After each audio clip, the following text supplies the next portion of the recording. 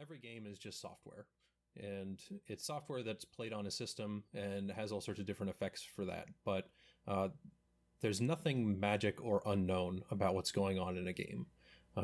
When you go through and you play your Final Fantasy, how much damage you do, that's the result of a formula, some algorithm that determines how to apply this random number and how to use this formula to determine where your attack and defense fit, all of that. And that's stuff that's inside the game, but for most people is kind of locked away. It's completely abstracted in black box. The focus of reverse engineering is actually kind of taking that artifact, so the binary code that makes up the end software, and looking into it and actually trying to understand, well, what are those formulas? What is the processor that's running your software actually doing? And a lot of that can give some really interesting insight into what's actually going on. And especially for speedrunning, it means that you can better plan out what it is that you're doing. And there's been a lot of instances for that where I've been, for example, looking into a specific bug or trying to find out hitboxes or anything like that have led to some pretty important discoveries as far as doing well in one game or another. Yeah, and I think like one thing I always want to ask someone like that does what you do is, does peeling back the curtain make you take some of the magic out of the games though? Like, can you look? I know like a game you really attacked, let's say like something like, let's say Super Metroid. You know, you did something about Metroid, Super Metroid. Is that some of the magic gone now that you know everything that's inside? You know, you peeled the curtain back and looked at everything. You know? Oh, not at all, and especially for kind of games in the NES, Super Nintendo era onward, like there's parts of the game that I'm never going to see in terms of just looking at the code. It's not simply like I put it into a program and I have all the keys unlocked to me. It's actually a very focused process where I only get to see hopefully the specific things that I'm looking for at a given time. But I definitely don't think that it takes away the magic. It allows me to understand it better, but you know what? There's still a game on top of there. Understanding isn't going to do you much good when you still need to beat Ridley or dodge all the ketchup and otherwise from Mother Brain. So, like, how about the other side of things? Does it make you think a game is even better than you thought? Like, wow, how they did that was really cool. Now that you can see exactly how it's done. Anything like that come up? There's, I'll use hitboxes as an example. There's a lot of different ways to try and judge whether or not two squares are colliding, and from my experience, this leads to some pretty important things, but you really appreciate kind of what the developers struggled with when they were making some of these things. And hitbox is probably one of the biggest ones. So I've made about a dozen hitbox viewers for various games now, and they all work pretty well, but there's a kind of a unique system behind each one, and really appreciating the differences and uniquenesses of those systems is interesting. But it's not, again, something that I would suddenly judge a game better that I didn't care for. Okay, like, but you know, some games have hitboxes that are kind of like, you know, who knows what's going on hitboxes, and then when you can see it, it's got to be kind of interesting, right? Yeah, there's a GIF probably. I made a hitbox viewer for a game on Super Nintendo called Run Saber, and they had a pretty peculiar way of doing it. There's a GIF somewhere where they actually completely botched the hitboxes on just when you jump and you slice, and it just completely inverts them. They show up on the other side of the screen. Yeah, I'll definitely link that on the page here at myinsanepace.com. Also, another thing you do outside of games is this cool thing called Mash Attack. So for anyone that's ever heard that what is that, and what does it do? Mash Attack was my pet project for a while of basically trying to better understand and help people improve at button mashing. So the entire concept is that it's a box. It's a literal wooden box. That took a long time to make, but it's got some electronics inside of it that will precisely monitor your mashing rate. And it's not just your rate. It'll also keep track of, for example, how much time you're pressing the button down, how much time you have it released on each mash, various other statistics like what your median over the course of the entire thing is, what your instantaneous rate is, a whole bunch of stuff like that.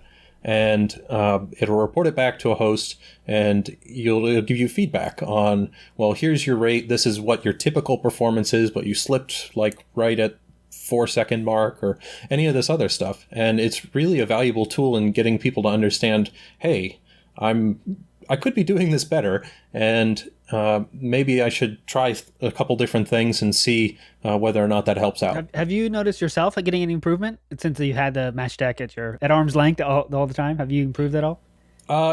It's hard to say. At the same time, I was busy running Suikoden 2, which has some pretty mash-heavy tech sequences. So between making Mash Attack and then doing the Suikoden 2 runs, I was getting better at mashing, but I couldn't tell you which one was necessarily making me better. Probably a combination of the two. True. And you brought that to the last GDQ, and I forget who was there was one person that kind of was dominating the whole leaderboards, right? Oh yeah, Kiar is an amazing masher. He's so at AGDQ and SGDQ, I had Mash Attack set up. We had people come through, try a bunch, just to give a little context to it all. The typical masher can do about 10 hertz, so 10 presses in a second. Some really good mashers, you start to get into the 13, maybe almost to 14 mashes in a second. And that's, again, just doing one finger. If you start to do more kind of complex rhythmic-based things, like using multiple fingers on the same button, you can get up into 15 and 16. So Kiar, who, to my knowledge, I think he runs Shinobi 3 or something to that effect, came through and just completely blew it away. So he was mashing 17 to 18 hertz with one finger on one button. And there's a video on YouTube, or not on YouTube, on my Twitter of this. It's really incredible to see. And just the precision and the consistency that he has is far and away better than anything anybody else is doing. And again, this is one finger on one button beating out multiple people who were using multiple fingers to mash. So, oh wow, it's definitely something that's really impressive. You know, you seem like a very do-it-yourself kind of person. I mean, I was checking out your Twitter for research for the show, and there's a lot of projects and stuff you do. Have you kind of always been like that? Is it kind of in your personalities to do that? Do you get to do that for your day job at all? I wod say that it's gotten more focused since I started my day job. But the main thing is, I like to tinker around, like to figure out not only how things work, but how to make something better or easier. And a lot of that comes from just understanding the basics. But I haven't always been that way. I started it, I would say, probably within the last couple of years. Like before I started college, I had never programmed anything before, for example. And since then, I've picked it up. It's a good skill, but I never really thought I'd use it for much outside of work. And now it's just kind of being in an adult situation and knowing that, hey, look, there's all this stuff that I can do with games, and I might be able to do this. It basically opens up a whole new world for me to apply that skill. So I've been doing that for making all sorts of hitbox scripts, for making Mash Attack, for making various other kind of helper programs. Like I made a program that looks into, you can generate a custom password for ActRaiser 2 to set it to some completely ridiculous difficulty. There's another instance where I made a program that looks into Monster Rancher on PlayStation 1, and you can generate a disc that will give you the monster and stats that Wow. you want. And that was a big help for a lot of them, because otherwise this is a game where you just kind of rifle through your entire CD collection, put it in, and hope you get something good out. It's really, you found a great hobby to use your skills, I guess. It's the best way to say it. It's awesome. So now I want to get into kind of the recent issue here, not issue, it's an interesting situation. You recently did an awesome post on Reddit. I'll put it in the show notes again, about a little game known as Dragster. And it's a world record, alleged world record of 551. So can you first give us a little overview of what the game is, a little bit about the game for anyone that doesn't know? So Dragster is an Atari 2600 game. I think it launched it's either 1979 or 1980. So way older than me.